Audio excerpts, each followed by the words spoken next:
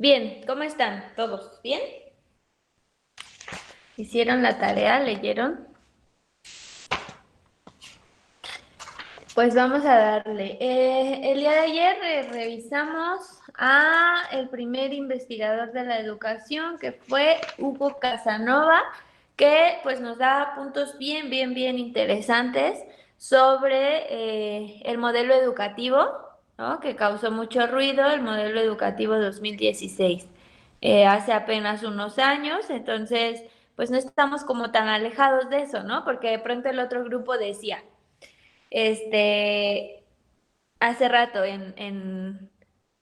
que empezamos la clase me decían, bueno, es que ayer vimos que en esa época, las personas, no sé qué, no es en esa época, no estamos hablando de hace millones de años o de la época pasada o del siglo pasado, no, estamos hablando del 2016, hace 5 años más o menos, ¿no?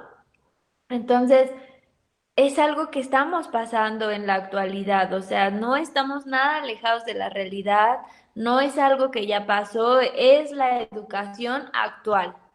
Ujú. Es la educación formal actual en México. Bien, ¿qué mencionábamos ayer? Algo así que me digan, es que a mí eso se me quedó un montón, o a mí eso me causó mucho ruido, me alteró, me enojó, no sé, que mencionaba Hugo Casanova ayer de el modelo educativo.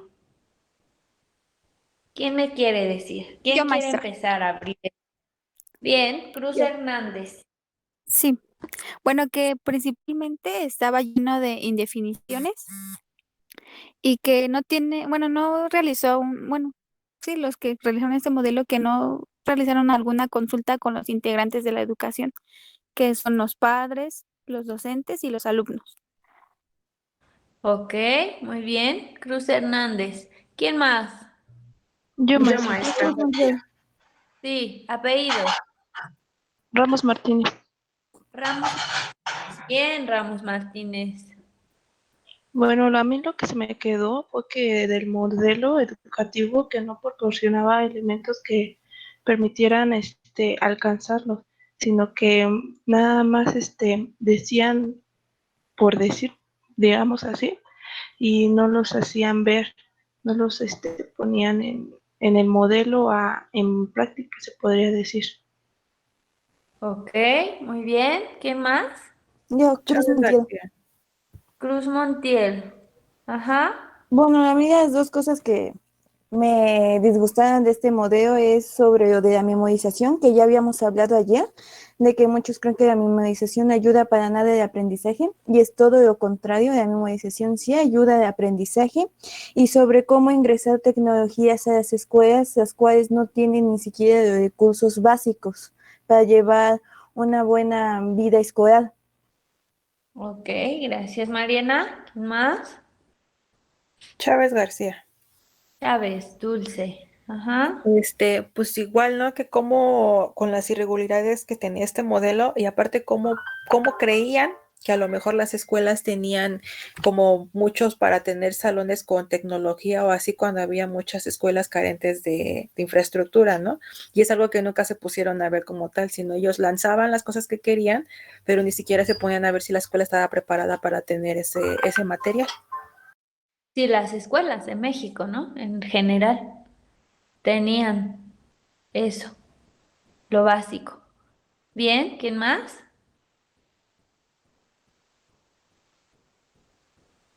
¿No? ¿Nadie más? Yo. Vázquez Díaz. Vázquez. Ujú. ¿Cómo se Oigan, refería chicos, me he todo? dado cuenta de algo, tantito. Vázquez, Yesenia, ¿verdad? Sí, Que en los dos grupos nunca, creo, han participado hombres. ¿Por qué? ¿Dónde están? Pienso que tengo como puras niñas. Quiero escucharlos también. A ver si pueden participar lo más pronto posible. Porque hace rato lo estaba pensando, en el grupo pasado estaba viendo las participaciones y dije, no inventen, son puras niñas y también tengo hombres en la lista. Y en este grupo está pasando lo mismito. Me estoy quedando con el nombre de las niñas, pero de los hombres, no. Aguas ahí, participen, estén activos también, porque luego a la hora de la calificación digo, ¿y usted quién es? ¿De dónde salió? ¿Sale? Entonces, abusados ahí. Bien, perdón, Vázquez, Yesenia. Bueno, era como hablaba de un catálogo de valores, pero solo se dedicaban como a listarlo y no permitían cómo alcanzar ciertos valores. Ok, gracias, Yesenia. ¿Y alguien más?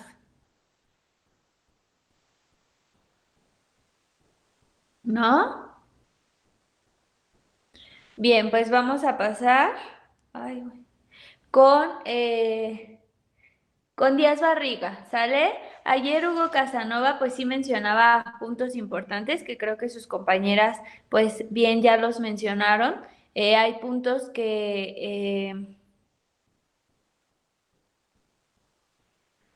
chis.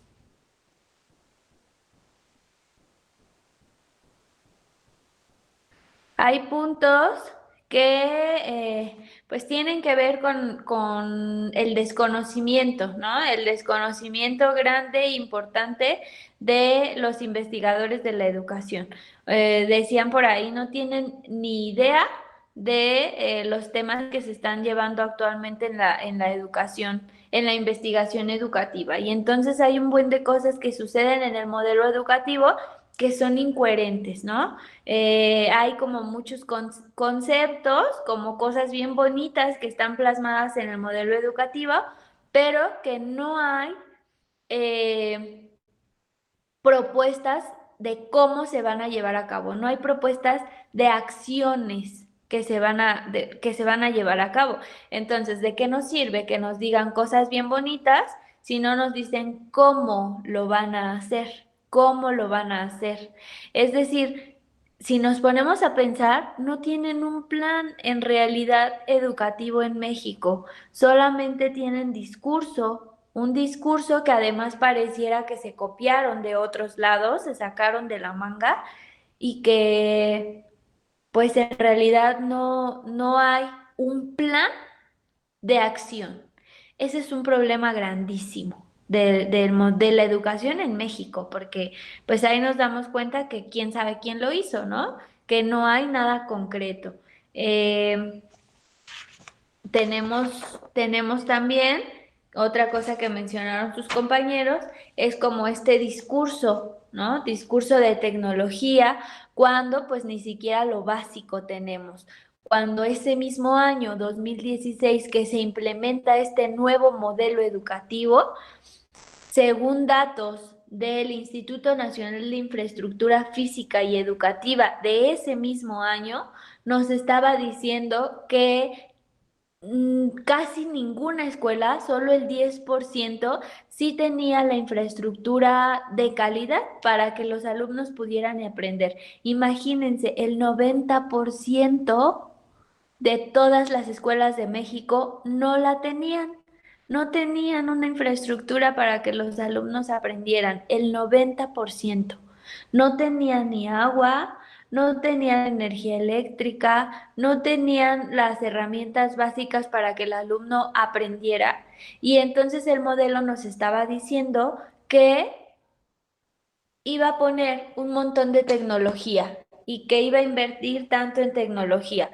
¿Cómo vas a invertir en tecnología, en pizarrones electrónicos, si muchas escuelas no tienen luz? ¿Cómo vas a tener un pizarrón electrónico o tecnología si no tienes agua potable? Pues no, ¿no? Eso decía, eso pareciera una burla porque pues habrían primero que poner al corriente todo lo básico, las escuelas, que las escuelas estén bien, bien hechas para que pues los alumnos aprendan, ¿no? Para que los alumnos mínimo tengan agua. Bien, lo mismo mencionaba con los valores. Sí, Dulce. Por ejemplo, hace tiempo a mí me causó mucha, sí, la verdad me dio gracia. Hace como 2 años estuve, por X razón, estuve trabajando en una secundaria ahí por Texcoco. Y me acuerdo que una vez el director me dice, voy a dejar esto al salón de cómputo. Y yo vi que había un salón, ¿no? Al fondo. Y ya fui y le dije, ese es el salón de cómputo. Y me dice, sí. Y le digo, ¿y las computadoras? Y me dice, no, más nada más nos dieron para construir el salón, pero pues las computadoras nunca llegaron, ¿no? Y es algo que es muy cierto, ¿no? Y yo le decía a él, pero es que como, dice, pues es que así, y de hecho la escuela, esa secundaria nada más cuenta con 3 salones, que era el primero, segundo y tercero. Y en la C, fíjate, nada más tenemos 3 salones, nos faltan un montón de cosas y ellos ya registraron como que ya tenemos salón de cómputo, cuando ni siquiera llegaron las computadoras. Sí, sí, sí, pues decía por ahí, ¿no? O sea, y eso no, eso pasa en todas las escuelas. Por ejemplo, les dan computación, creo que a ustedes también les dieron computación y no tienen computadoras. Decía la maestra Gaby, no sé quién les dio computación, si la maestra Gaby, pero la maestra Gaby casi siempre da computación. Y ella decía, es que, o sea, es complicado, ¿no? Porque voy a dar computación, pero no tengo computadoras. Y entonces, pobrecita de la maestra Gaby, pues ahí se compró su proyector pues los proyectores son muy caros, ¿no? Y entonces se compró su proyector para que ustedes visualmente trataran de entender, pues, cómo se daba, cómo era, pues sí, todas las herramientas que tenía una computadora y lo que ella estaba hablando porque no tienen computadoras, ¿no? Y eso no solo estoy como hablando del CUT, ¿no? Estoy hablando de de muchas escuelas, ya lo decía su compañera. Y ese, pues no es problema solamente, o sea, más bien no es problema del director, ¿no? Es problema también tiene que ver con toda la educación en México, esto que estamos hablando de infraestructura, imagínense. Entonces, un maestro se la tiene que arreglar, dice por ahí Alondra, es muy buena maestra, por cierto. Está bien, sí, ¿verdad?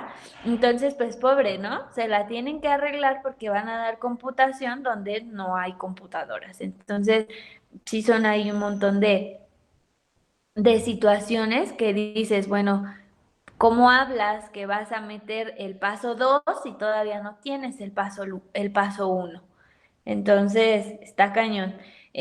Otra de las cosas grandes que mencionaba Hugo Casanova, pues es que estos valores, ¿no? Estos valores que están, que pareciera como un catálogo de valores, la educación va a enseñar al niño a la paz, a la igualdad, a la empatía, a la diversidad, a la equidad, bla, bla, bla, bla, bla y que en la realidad vemos que está sucediendo todo lo contrario, ¿no? Tanto dentro de las escuelas se está educando para la competencia, para competir, para ver quién es mejor alumno que el otro, y también fuera de las escuelas, pues en México, ¿qué pasa cuando un estudiante, cuando un docente alza la voz o dice lo que le falta, lo que le interesa, lo que pide, lo que requiere, lo matan o lo persiguen? Y eso no me estoy yendo al exagerar, no estoy siendo exagerada, eso es algo que ha pasado a través de la historia en México. Ahí tienen, les decía, la desaparición de Ayotzinapa, ¿no? De los estudiantes, que lo platicábamos ayer, el 2 de octubre. ¿Cuánta gente no murió en el 2 de octubre?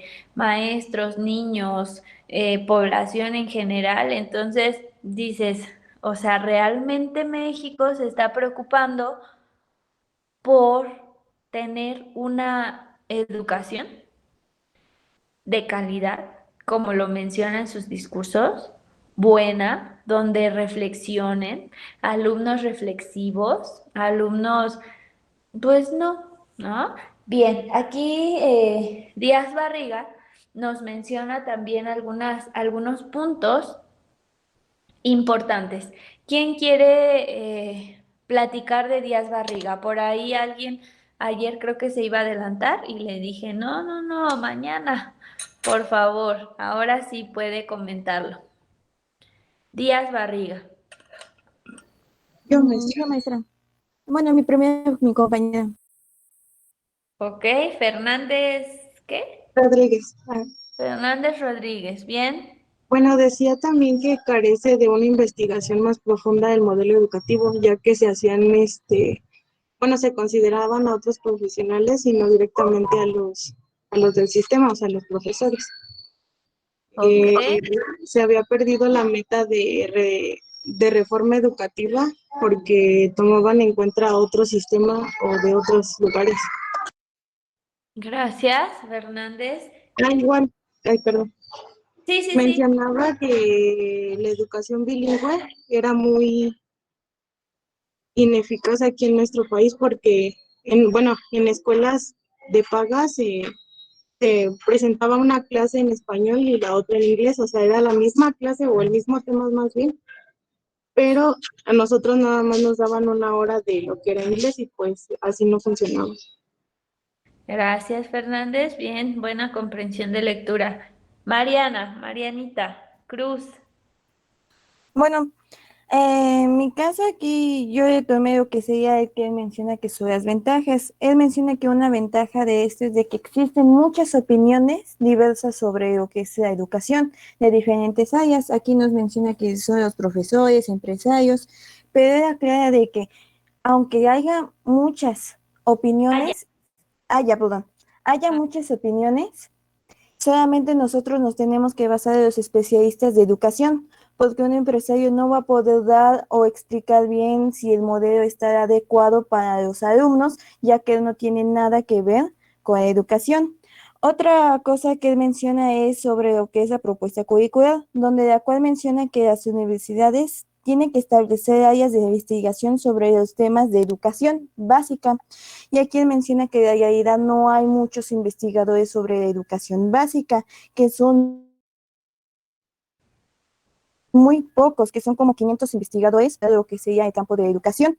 También aquí menciona, bueno, él critica lo que dice Romero Hicks, el cual dice que el objetivo de la legislación era recuperar la rectoría del Estado sobre la educación, y él dice de que eso ya no va a ser posible porque se perdió automáticamente. El que tiene ya ese poder es la autoridad educativa.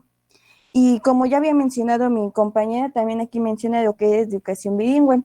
Aquí él también la critica porque menciona de que es muy difícil de que los alumnos terminen aprendiendo otra lengua. Y él menciona el por qué. Dice de que es muy poco el tiempo, de que de la lengua se trata como otra materia, y eso no debería de ser así, porque una lengua ya es algo más extenso y no le sirve a un alumno solamente ver una hora y media o una hora como termine la asignatura y ya olvidarse de ella, de que eso no está ayudando a que el alumno. Y también dice que es peor para los que hablan lenguas indígenas porque tienen que hablar 3 lenguas, la que sería inglés, español y su lengua nativa, que eso también les conflicta a ellos por ser algo muy extenso y tener poco tiempo para aprender lo que serían esas lenguas. Ok, muchas gracias, Mariana. Igual, buena comprensión de lectura. ¿Alguien más? Yo, Ramos Martínez. Ramos Martínez.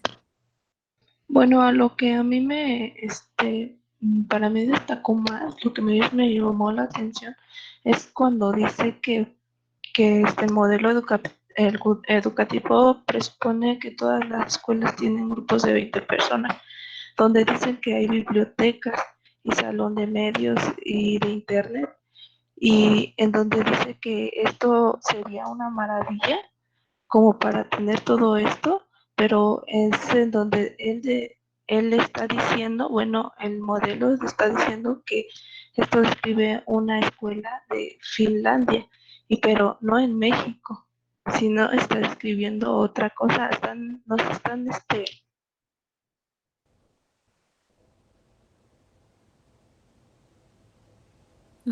Creo que ya se le trabó ahí su micrófono. Pero muy bien, Jocelyn.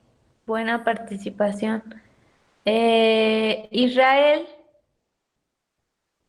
Maestra, yo quiero participar. Sí, dígame. Bueno, yo pasé de ahí también. Sí. Ok.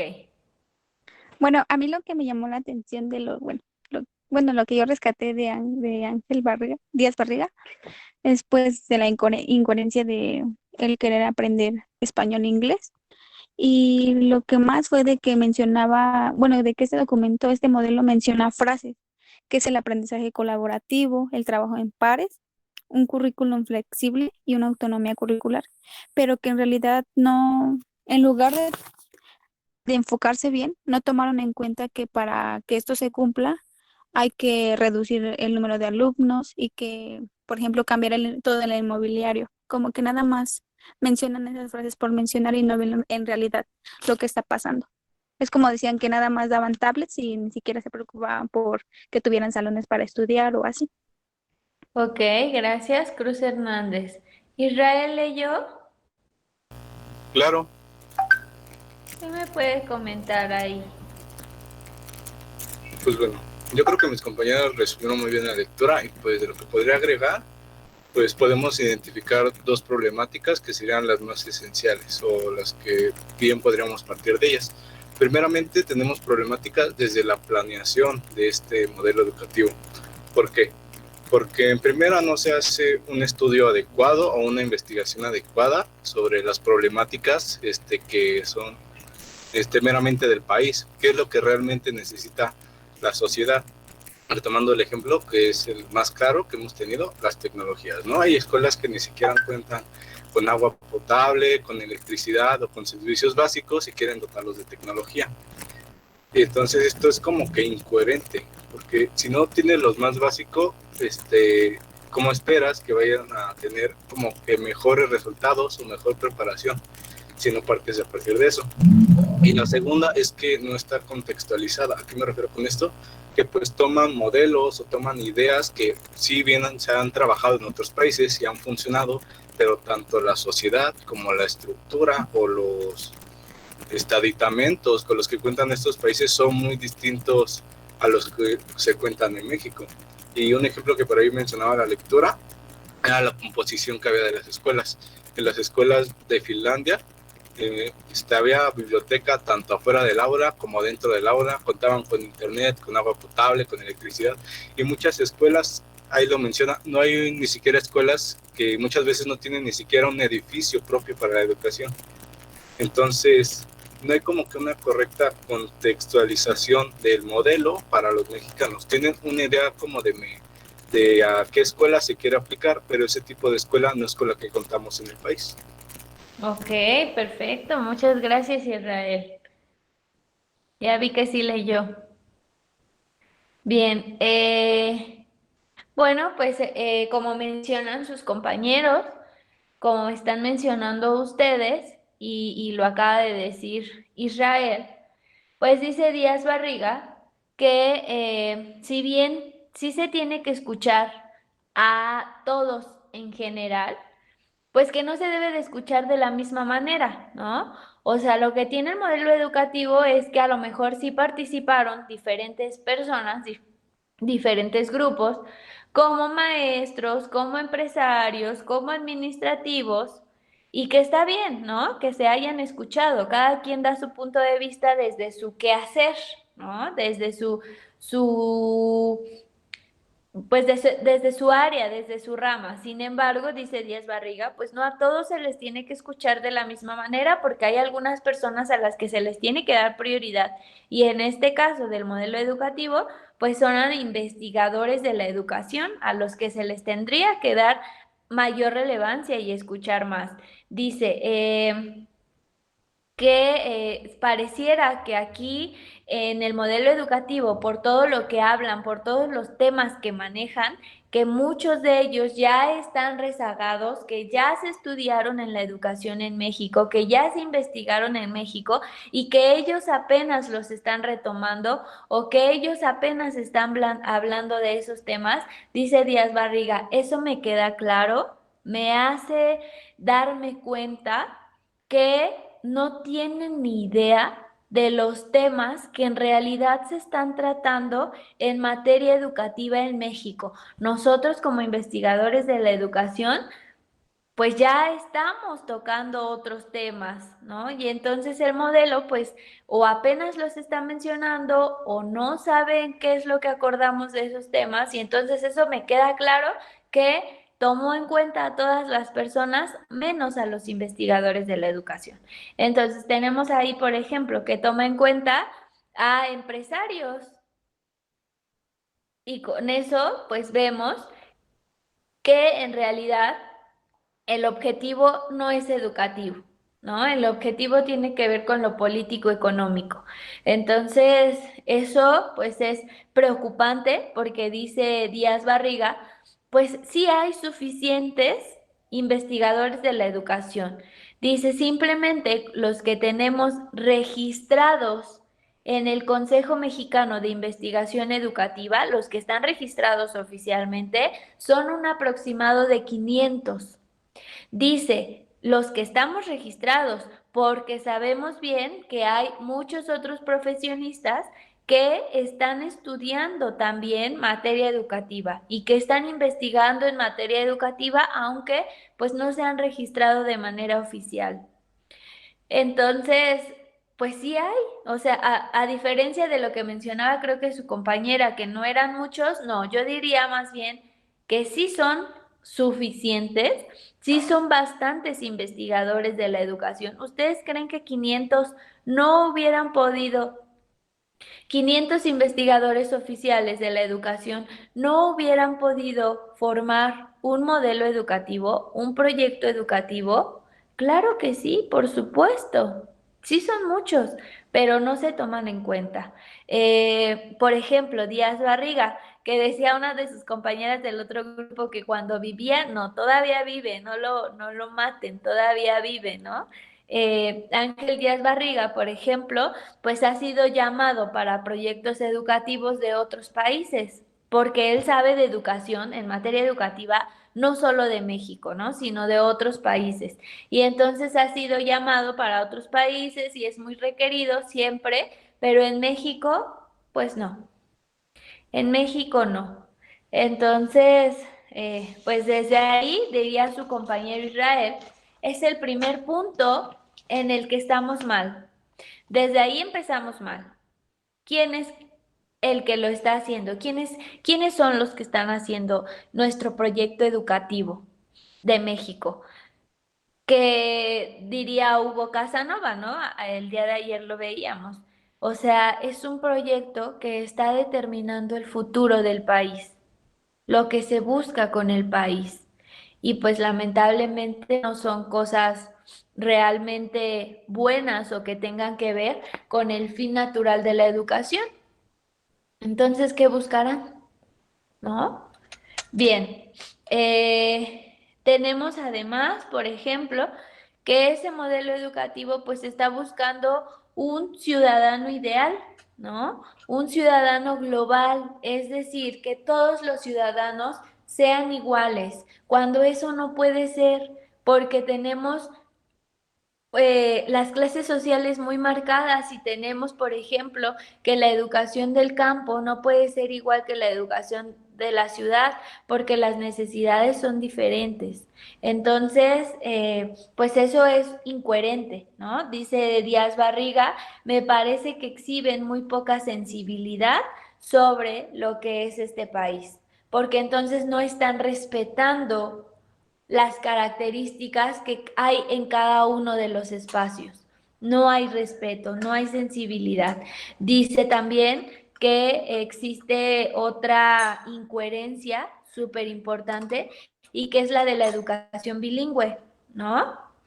¿Qué es lo que pasa con la educación bilingüe? Bueno, el modelo educativo dice que los estudiantes al terminar el bachillerato son capaces de hablar, escribir, escuchar, entender el inglés y el español.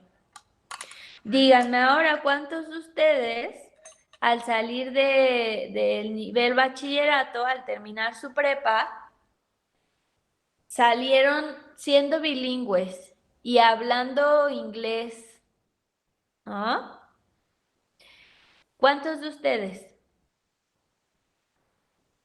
Nadie, seguramente. Nadie salió siendo bilingüe terminando el bachillerato. Y es que dice, en otras escuelas, por ejemplo, porque existen escuelas bilingües, pero obviamente son privadas, Hay escuelas que sí realmente son bilingües, no como las de educación pública que menciona el modelo educativo, no. Hay escuelas que sí son bilingües, pero pues miren, cobran un montón, ¿no? Son privadas y pues son para la gente que sí tiene dinero.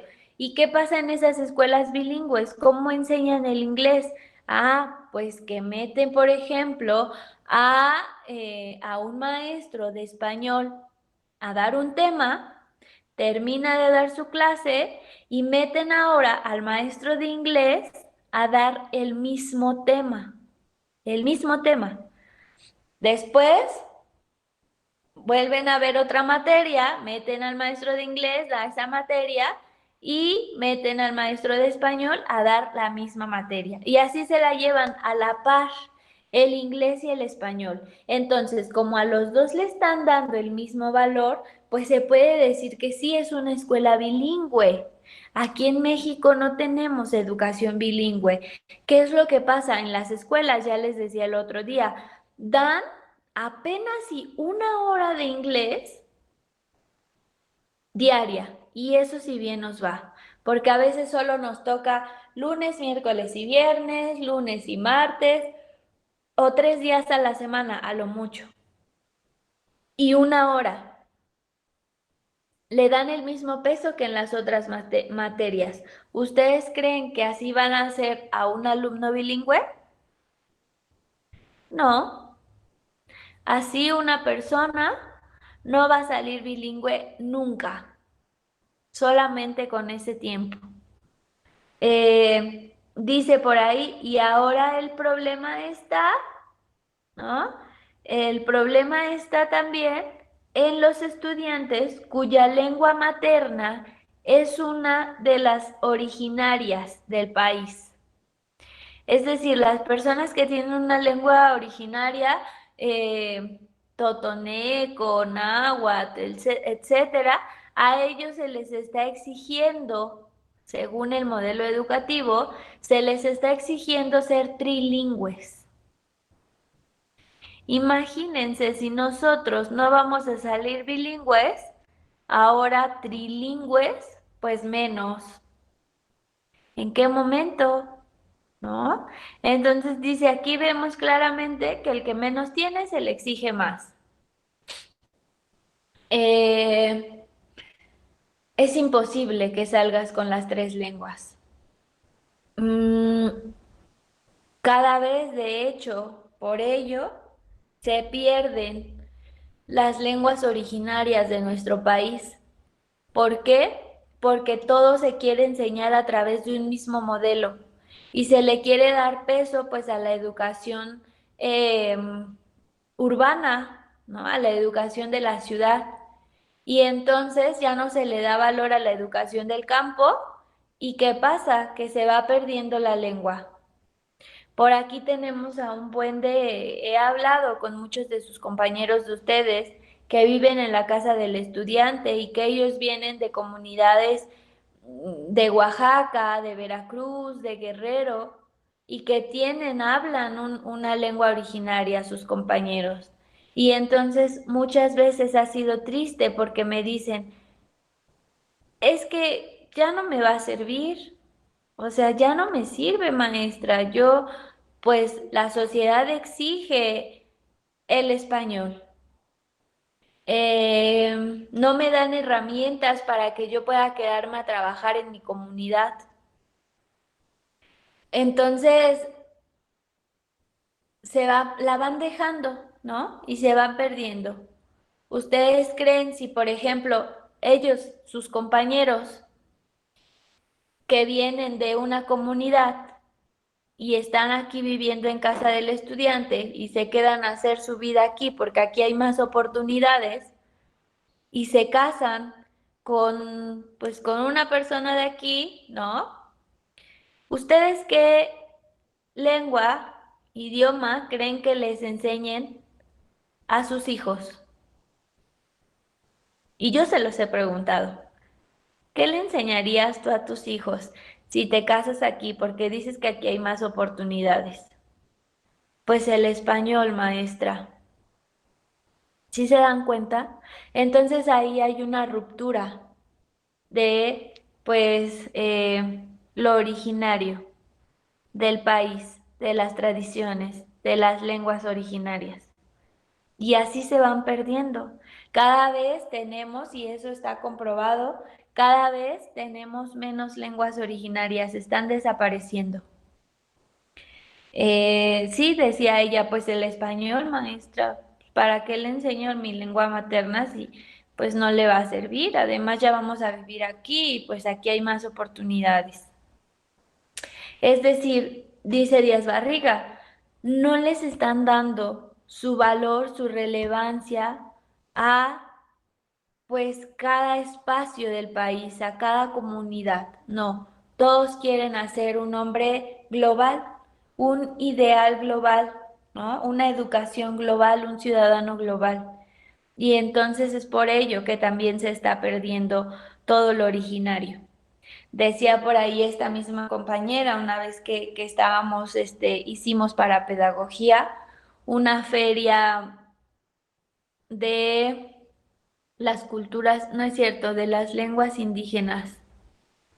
Sí, fue algo así nuestra feria, no recuerdo exactamente, ya tiene muchos años. Y muchos de sus compañeros la sabían hablar, ¿no? La sabían hablar, pero ya no la sabían escribir. Ni siquiera tampoco no la sabían leer. Y me decía una de sus compañeras, en mi comunidad, ya solo hay una persona que tiene 90 años, 90 y pico, y es la única persona que lo habla, lo escribe, lo escucha, pero es la única. Nosotros ya la estamos perdiendo, todos los de mi comunidad. Entonces, cuando ella se muera, cuando esta persona muera, va a desaparecer también. De ahí, poco a poco va a empezar desapareciendo. Es muy triste eso, ¿no? Y entonces dice que el modelo educativo, pues a ellos se les exige que tengan que ser trilingües, porque lo que les sirve es el español, el inglés. Y además, pues bueno,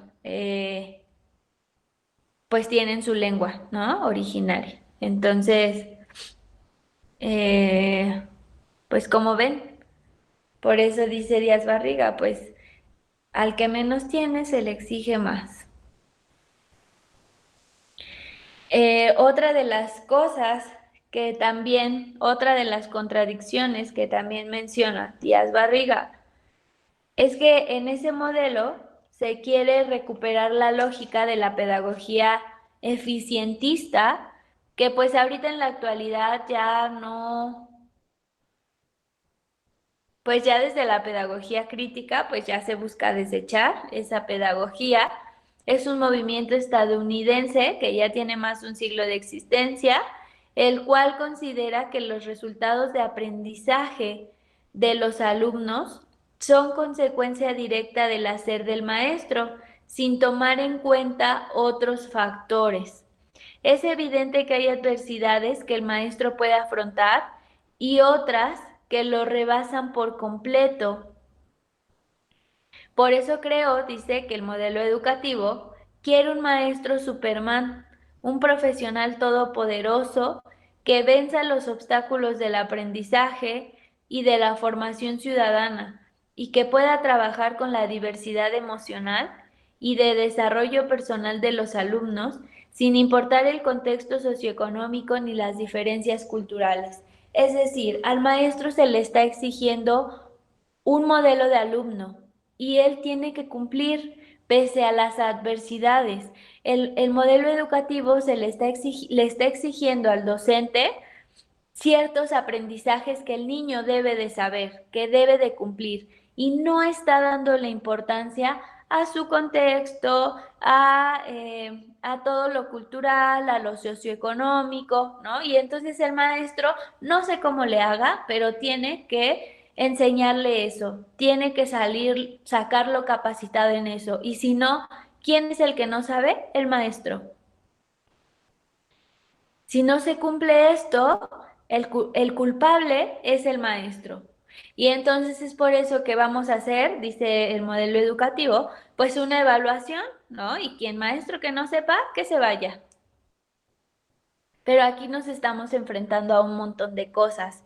Imagínense, ¿ustedes creen que el aprendizaje es el mismo de un niño que va a la primaria y que pues su nivel socioeconómico es bajo y que la mamá se sale bien temprano a trabajar y que ya lo manda sin desayunar porque además no tuvo dinero y porque además no le dio tiempo, porque se tiene que salir así, volando a trabajar? Y entonces el niño va sin desayunar, tiene desnutrición, y que todavía, aunado a eso, hay violencia familiar en la casa.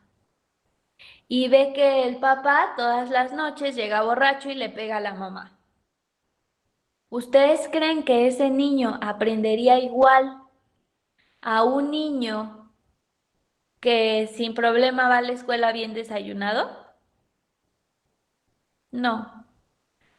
Está comprobado que el aprendizaje no va a ser el mismo y que seguramente a nivel, pues sí, en nivel preescolar, primaria, que es donde se dan y se pueden detectar los problemas de aprendizaje, seguramente un niño así tendría o está destinado a tener problemas de aprendizaje. Entonces, uno de los factores justo de los problemas de aprendizaje, además de genéticos, etcétera, también tiene que ver con el contexto socioculturales. Entonces, pues, ¿por qué no comieron? ¿Por qué no? Y en serio, chicos, sí, o sea, hay un buen de niños aquí que tienen esas condiciones y que se van a la escuela sin desayunar. Si ustedes, que ya se pueden preparar una lechita, un huevito, algo, no se preparan y se van sin desayunar, ahora imagínense ellos que están chiquitos y que no cocinan y que, ¿no? Muchos también llegan sin desayunar. Y yo recuerdo que algunas veces cuando fui a las prácticas con sus compañeros, hay en algunas escuelas que tienen ahí una actividad, pues padre, ¿no? Una actividad solidaria. Y es que en algunas primarias preescolar les enseñan a los niños a que si no quieren como su comida, la pongan en una mesita en el recreo. No sé si a ustedes les tocó o lo han visto. Sabemos que en esos niveles, primaria y secundaria, en la basura se encuentran diario un montón de tortas nuevas, sándwich nuevos, fruta, porque la mamá les mandó y entonces, pues como yo prefiero comer chetos y si regreso mi sándwich me regaña, pues mejor lo tiro, ¿no? Y entonces siempre pasa esto. ¿Qué es lo que empezaron a tomar los maestros y directores? Pues que ponen una mesita antes del receso diario y que entonces les enseñan a los niños que si no quieren su desayuno y que esté buenas condiciones y si no, no se lo van a comer por X cosa, lo pongan ahí para que cuando toque la chicharra los alumnos que no hayan llevado de comer y no hayan desayunado, los pequeñitos, vayan y tomen algo de ahí, de esa mesa. Y hay un montón, yo recuerdo que luego me esperaba o tenía que estar ahí acompañando pues mis alumnos que estaban yendo ahí a hacer sus prácticas y veía cómo un buen de niños salían a pelearse por el alimento. Pues porque se iban así, sin desayunar, o porque no tenían dinero, o porque no llevaban nada. Y lo decían, es que yo no traigo dinero, es que a mí no me dan dinero, y así, y se peleaban por los alimentos. Entonces hay un buen de pequeñitos, y y con muchas condiciones, ¿no? Socioeconómicas, culturales, emocionales, etcétera. Entonces, eso al final afecta en el problema en el aprendizaje, afecta en el aprendizaje. Entonces, pues dice Díaz Barriga, ¿no? El modelo educativo, pues no toma en cuenta nada de eso, de todas esas características, de todas esas problemáticas, y entonces,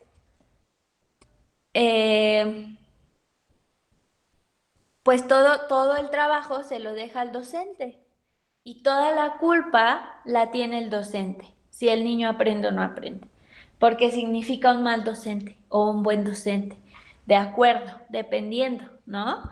Y entonces, por eso dice, ¿no? Que el modelo exige un maestro Superman. ¿Cómo ven hasta acá, chicos? ¿Quieren comentar algo?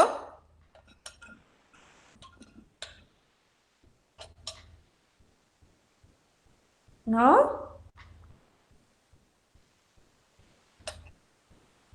¿Nadie?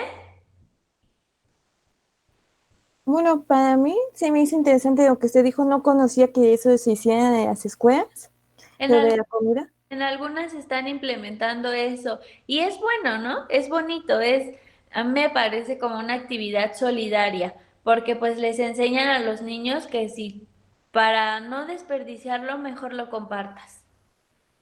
Sí, así ya no se desperdicia de los alimentos. Si no estoy mal, por eso también se hicieron los desayunos, ¿no? Según para ayudar a los niños que no habían desayunado, que a la escuela se brindara los productos. Primero eran dulces, galletas azucaradas y después ya cambiaron a alimentos sanos. Ahorita ya no sé si se sigue llevando, ya desconozco. Pero sí, no hay que ver posibilidades de que nos ayuden, como yo he visto. No, aquí fue cuando yo estaba en la secundaria de que tenía muchos compañeros que compraban comida de la cooperativa y compraban una gordita y solamente le daban una mordida y decían, ay, no está buena, y la tiraban así, sin más. Y sí, es un desperdicio total de comida.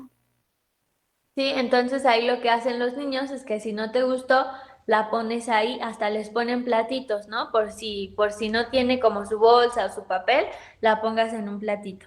Y así, o sea, para que todo esto pues lo tomen las personas que no llevan dinero. Y esto último que mencionas de los desayunos, ¿no? Que ya hay comedores y les dan un desayunito completo, un guisado con su agüita, etcétera.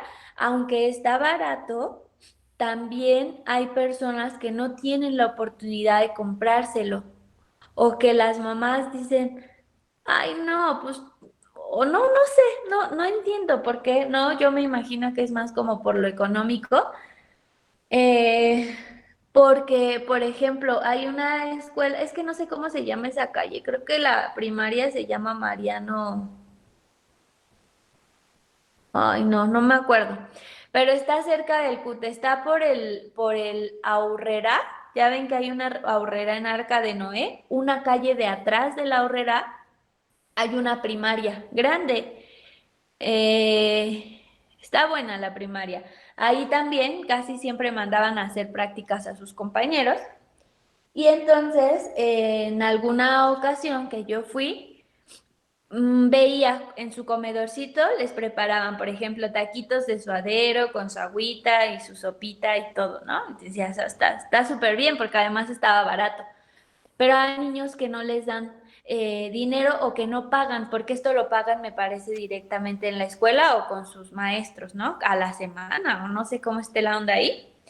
Y entonces va la señora del comedor con su lista para llevárselos a desayunar y toca al salón. Maestra, ¿me permite? Es que ya les toca su desayuno. Y menciona solo los que pagaron para su desayuno. Los demás se quedan a tomar clases. Entonces, pues ya, si te mencionaron es porque tu mamá pagó y si no te mencionaron, pues te aguantas porque tu mamá no pagó. Entonces, pues sí, les decía, sí hay muchos pequeñitos que pues no tenemos, o sea, no hay recursos. Pues el nivel socioeconómico que tenemos en México es muy difícil, pero eso no está plasmado en el modelo educativo.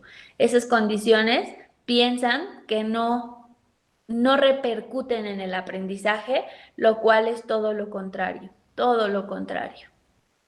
Bien. Mariana quería comentar algo, veo que su micrófono está Sí, nada más por último. Bueno, en mi casa cuando yo iba de primaria, yo sí tuve desayuno. bueno.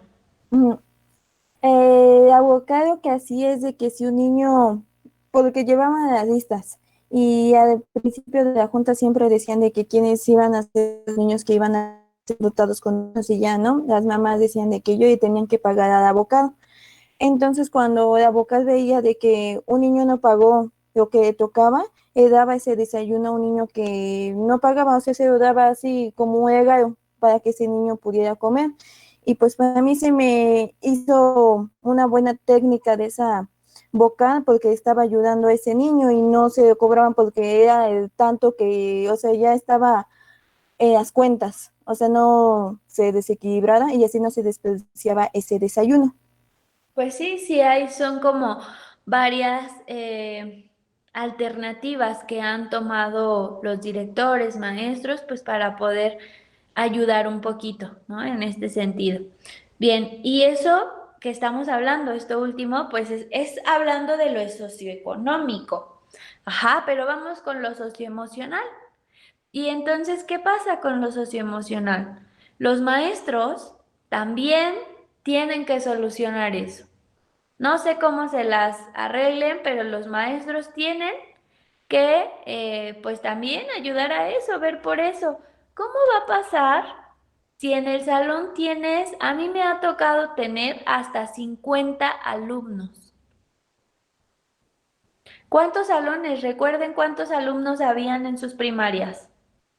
¿Cuántos alumnos? 39, 40, 45. Son muchísimos. Imagínate un maestro, ¿cómo va a atender las necesidades de cada alumno si te dan cierto tiempo solamente y tienes 50 alumnos? Es casi imposible. Si aquí en nivel universidad, ¿no? Es bien complicado porque a veces, y esto ustedes no me dejarán mentir, a veces cuando estábamos en presencial, llegabas a una clase y alguien se te acercaba. Maestra, ¿puedo hablar tantito con usted? Sí, claro, dígame. Es que fíjese que ayer mi papá, bla, bla, bla, ¿no? Te contaban. Y ahí te llevaba 5 minutos. Y si era poquito, ¿eh? Porque era, yo creo, como 10 minutos. Terminaba esa persona. Maestra, ¿me permite? O al final de la clase, pero ¿puedo hablar con usted? Sí. ¿No? Es que, y pasan de las cosas que menos ustedes se imaginan. O sea, en varios años me ha tocado incluso que pues las niñas tienen problemas emocionales de depresión porque se fueron a vivir con el novio y les pega, o sea, les pega porque o no las deja pintarse, no las deja maquillarse o porque cosas feas, ¿no? Y entonces se te acercan y, oye, maestra, es que un montón de situaciones. Y tú de verdad quisieras, o sea, ser empático, quisieras escucharlo de manera completa, quisieras ponerle atención, pero las condiciones no te lo permiten porque tienes otros 30, 40 alumnos allá diciendo, ay, la maestra nada más se la agarra en el chisme, ¿no? Ay, la maestra nada más está platicando y entonces, obviamente, tú tienes que ser muy breve con ellos, así como rapidito, ¿no? Para que, porque no tienes tiempo, porque no puedes atender eso socioemocional, porque ni siquiera escucharlos, a lo mejor no eres psicóloga, pues dirían ustedes, pues que vayan con el psicólogo de la escuela. Pues hay alumnos que están padeciendo problemas muy delicados que no se quieren acercar con nadie más, ¿no? Y que se acercan con el primer maestro al que le tuvieron confianza. Y entonces, o simplemente es más para que te digan, maestra, es que ayer no pude venir, ¿me puede revisar en su lista para ver cuántas faltas tengo? Porque creo que ya ahí perdiste otros 10 minutos. Y entonces del otro lado ya te dicen, ay, la maestra no sé, ay, la maestra ya perdió, ¿no? Y a veces, no, pues que ya te reportaron con el director porque, o sea, yo lo veía un montón, con todos los maestros, siempre sucedía algo así. Y entonces, ¿qué decía? Si llegas y, no, ahorita no puedo hablar porque tengo que dar la clase, hablamos después, ¿no? ¿Qué dicen? Ay, esa maestra inhumana, insensible, grosera. Entonces, imagínense, son 50. ¿Cómo vas a resolver? O a nivel primaria, que todos los niños, maestra, ya se están peleando acá, maestra, ya se están peleando allá, maestra, tal, ya tiro tal, ¿no? O que a lo mejor hay un problema de aprendizaje que por lo general tienes que detectarlo a nivel primaria, en ese lapso de preescolar primaria, primeros años de primaria. Y entonces la maestra detecta un problema de aprendizaje en 3 niños, 4 niños, y tiene 50. Y todos le están preguntando, califíqueme aquí, esto ya acabé, ¿cómo se hace esto? ¿En qué momento la maestra le pone atención o trata de intervenir en esos problemas de aprendizaje, en esos niños con problemas de aprendizaje? Que dice, ay, pues ya, no puedo, son un montón, no puedo. Me habría que detener y agarrar 1 hora con esos niños para que pues ahí más o menos le agarren, ¿no? 1 hora. Y es un buen, ¿cómo voy a descuidar a los otros? Y entonces, pues si de todas formas, nivel primaria, no tengo prohibido reprobarlo, ay, pues ya que pase. Y el problema se lo dejo al siguiente maestro. Y el siguiente maestro le sucede lo mismo. Y se lo deja al siguiente maestro. Y así lo vamos pasando, ¿no? Hasta que llega el niño a secundaria con su problema de aprendizaje más grande o más fuerte. Y llega a nivel preparatoria y lo mismo, el problema de aprendizaje se hizo más fuerte. ¿Y qué pasa después? Terminan desertando. Por eso hay mucha deserción escolar también, porque dicen, no, pues nomás yo no la armo para la escuela. Nomás no di una, mejor me pongo a trabajar, como que no es lo mío la escuela. Y hasta los mismos papás dicen, ¿no? O la familia. No, pues es que no es lo tuyo la escuela, ya mejor ponte a trabajar, no es lo tuyo. Pero no le pudieron atender un problema de aprendizaje que a lo mejor no era tan delicado y que se podía resolver pronto en la primaria. Y entonces continuó así. Y el niño prefirió desertar. O el universitario prefirió desertar porque ya entró a la universidad y vio que todas reprobaba y que nomás no la arma. ¿No? Entonces, son un montón de cosas, chicos, que suceden en el aula que a veces, pues uno, como no está ahí al frente del grupo, como no es docente, pues entonces no se da cuenta de todo lo que sucede ahí y por eso hace barbaridades como en el modelo educativo. Por eso dice, los maestros tienen la culpa que el niño no aprenda. Son ellos y hay que evaluarlos. ¿Sí me explico? Pues sí, porque ellos no están al frente de la educación, no están en el contexto, no están con los 50 alumnos, no están, entonces no ven las problemáticas que hay. Por eso dicen ellos, es bien importante que se elabore un proyecto educativo con todos los integrantes de la educación, desde investigadores de la educación, que son los que más tienen que ponerles atención a los que más tienen que ponerles atención, porque como son investigadores de la educación, pues ellos ya investigaron lo que sucede en las aulas, ya entrevistaron a docentes, o sea, ellos ya manipularon, jugaron, investigaron a todos los agentes educativos. Pero también se tiene que tomar en cuenta, pues, a los alumnos, a los docentes, a todos los que forman parte de lo educativo. Pero, pues, no, se están tomando en cuenta a empresarios. ¿Y ellos qué van a saber si no viven en un aula? ¿No? Si no ven todos los problemas. Entonces, está durísimo esto. Dice Díaz Barriga,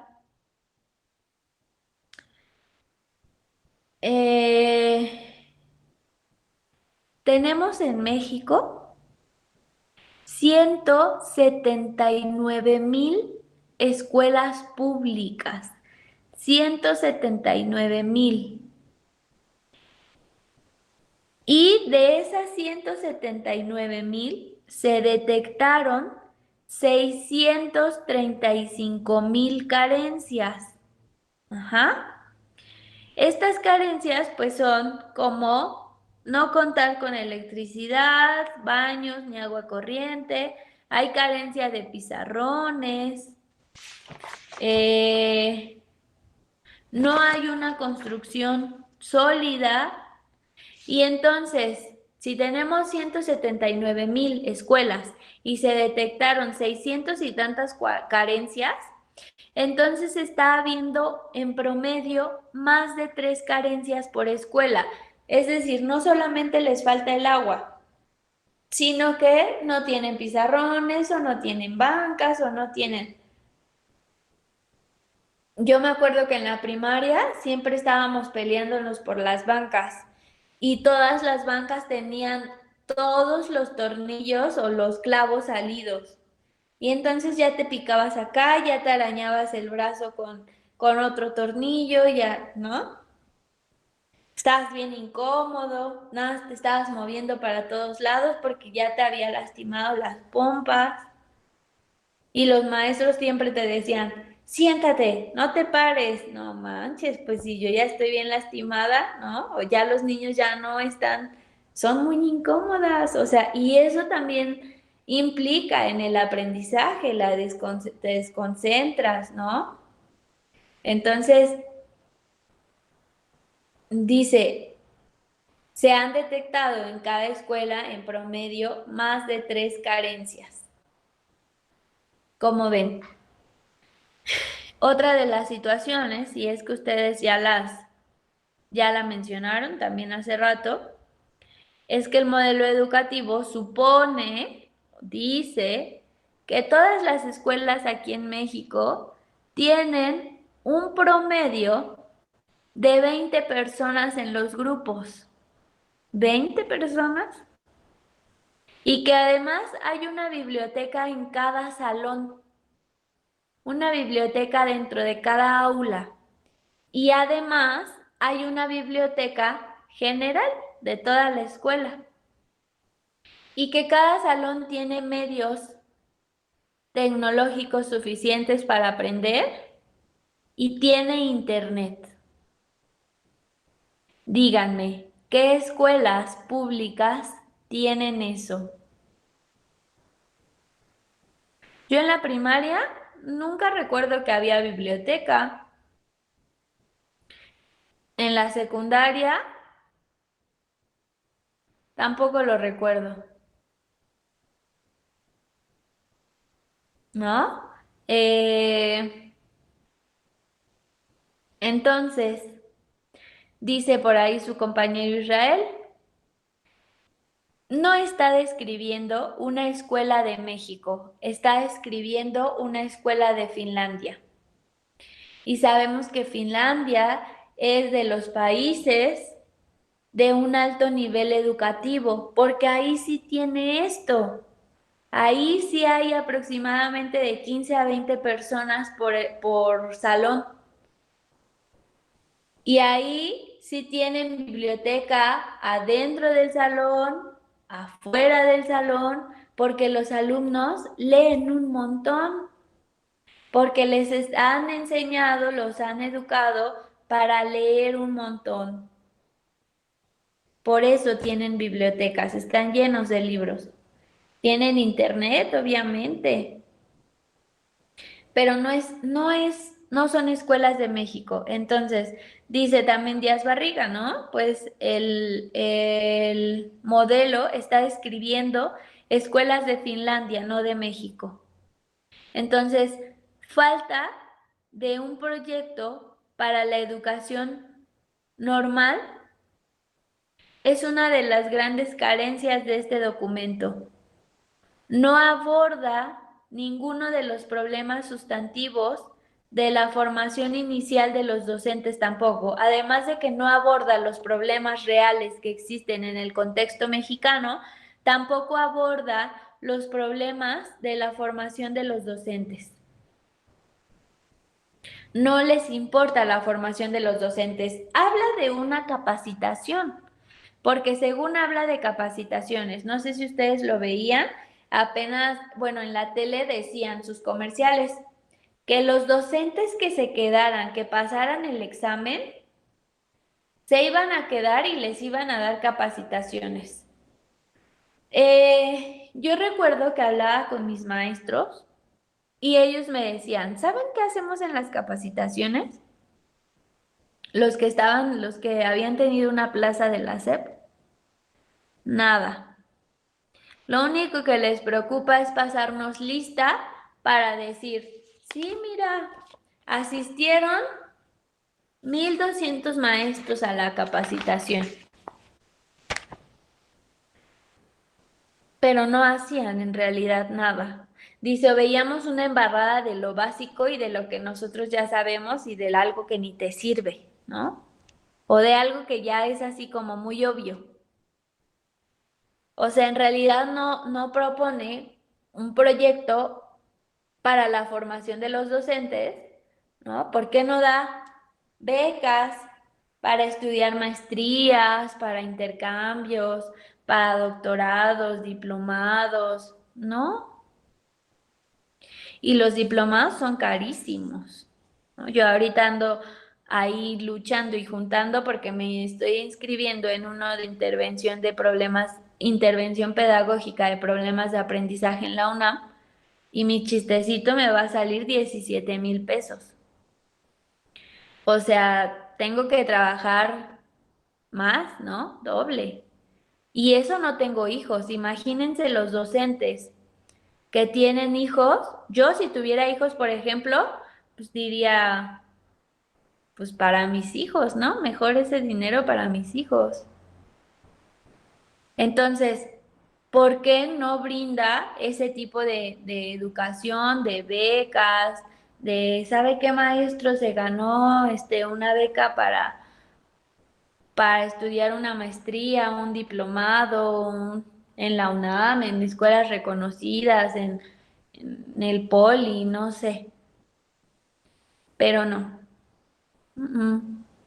Entonces, pues ahí también está otro problema, ¿no? Porque sí dice, bueno, sí tienen la culpa, pero pues en realidad arréglense, si quieren tener conocimientos de tal, tenemos que nosotros por nuestra cuenta tomar diplomados o lo que sea, pero pues necesitamos dinero, ¿no? Y por eso muchos maestros pues dicen, no inventen, yo tengo hijos, no puedo pagar tanto. Es bien difícil. Entonces, pues sí, chicos, ahí está. Ahí está el modelo educativo que tenemos en México. Y el último punto que toca es que, pues para las escuelas normales, las escuelas para maestros, dice que solamente hay un plan nacional para educar a maestros, un plan para esas escuelas normales, lo cual debería ser diferente el plan de las escuelas normales rurales que las escuelas de aquí, normales para maestros. Por lo mismo, por lo que ya decíamos, ¿no? Para que pues tengan los conocimientos de acuerdo a sus necesidades. Pero pues eso no pasa, ¿no? Hoy dice que hay una pequeña diferencia, sí hay una pequeña diferencia entre las rurales y las otras, pero que es muy mínima, que no existen dos planes, es el mismo plan para los dos y pues eso también representa un problema para la educación. Bien, y pues bueno, hasta acá es Ángel Díaz Barriga. Yo espero que ya el día de mañana ya nos vamos a ir más rapidito para no repetir pues de nuevo. Si es que hay puntos que toma Roberto Rodríguez Gómez que ya mencionamos, pues nos los vamos a saltar, ajá, para irnos como más rapidito y ya terminar a más tardar mañana o pasado este tema de la educación formal en México. Ujú. ¿Tienen alguna duda, un comentario?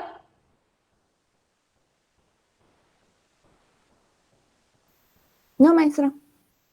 ¿No, Mariana? ¿Los demás? No, maestra. No, maestra. Ok.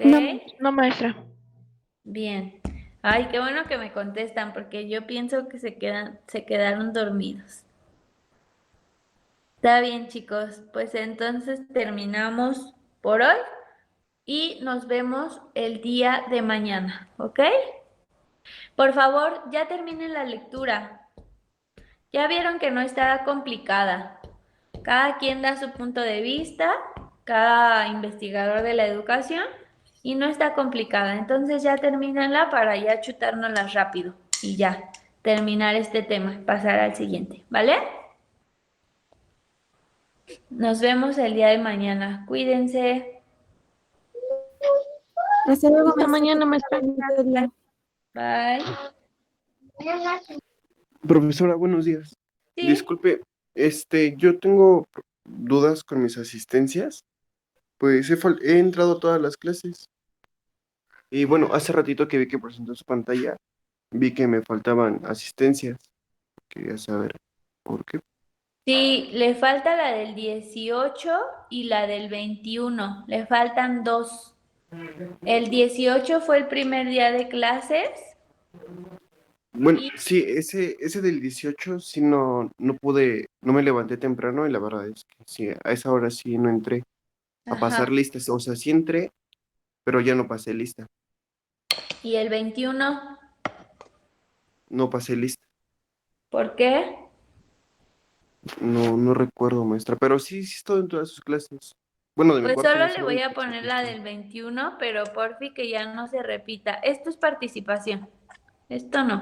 Ok, Sí, ya le anoté la del 21, pero pues ya tiene que estar atento sí, a la, maestra.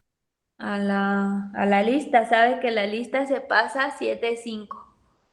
Vale, gracias, hasta ¿Eh? luego. Órale, hasta luego.